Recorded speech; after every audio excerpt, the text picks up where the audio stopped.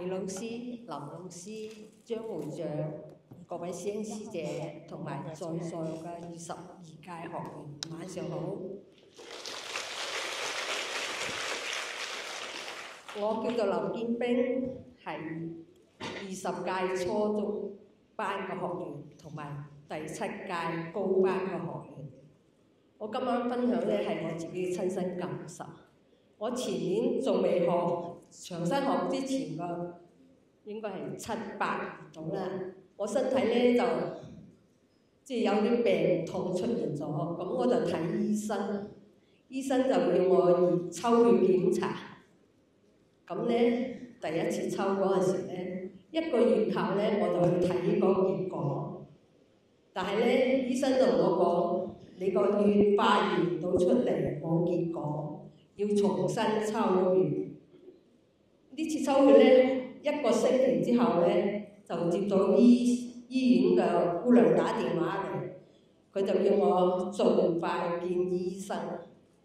當我見到醫生嗰陣時候呢，醫生就話我啲血有問題，要我再抽血。跟住呢，就寫咗一張轉介去專科醫生福期嘅見專科醫生啦。咁呢，呢次抽完血呢，又係1個星期，又係姑娘又打電話嚟，都係話盡快見醫生。我心諗真係唔係咁好嘢啦。咁見到醫生呢，醫生呢又出咗嗰個即係轉介信，將我見專科醫生嗰個期提前咗。本來我係 book 咗10個月以後先可以見到醫生，而家呢就半年啦就見到醫生。但係喺呢半年之中呢，我仲未見到醫生，但係我有一晚呢，我就瞓覺，個心呢就揦住。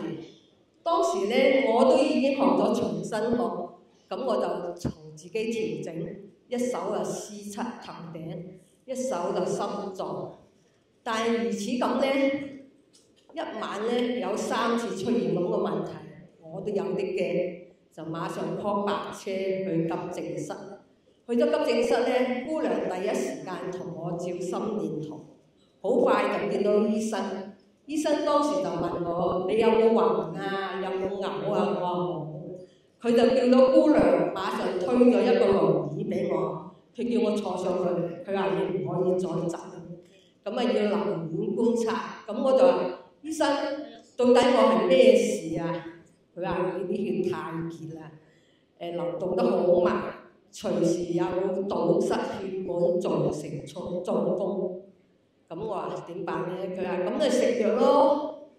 咁食藥呢，就食薄血藥。咁佢就介紹咗2個要我選擇。第一個呢，食政府醫院嗰啲藥，但係副作用大，要經常抽血化驗。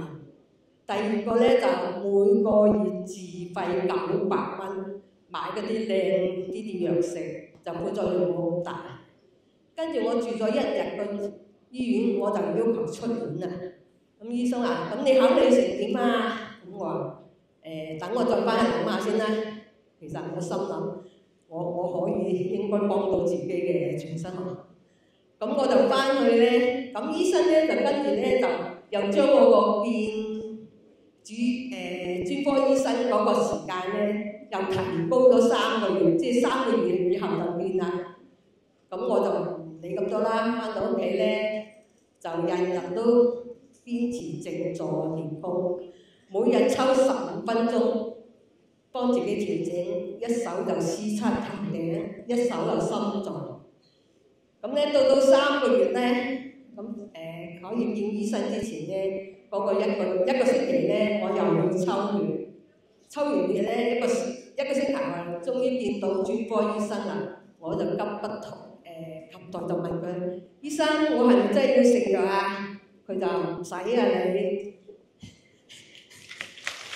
跟住呢，佢話：你只要 keep 住覆診就得㗎啦，你啲血而家好正常啊！哇！我高興到唔識講，因為一食藥就成世食藥㗎嘛。咁呢，我真係好感激長生學。即係長生學呢，真係一個寶，係我哋健康嘅護法守護神係啦。喺度咧，我衷心多謝咧魏老師啦、張護長啦、將長生學帶嚟香港啦，魏老師嘅無私嘅愛，即係傳授長生學。仲有咧各位師兄師姐，仲有咧。唔係，係啊，咁我咧，我會將無形嘅感激咧付諸行動，將長生學咧發揚光大，讓人人都身體健康。多謝。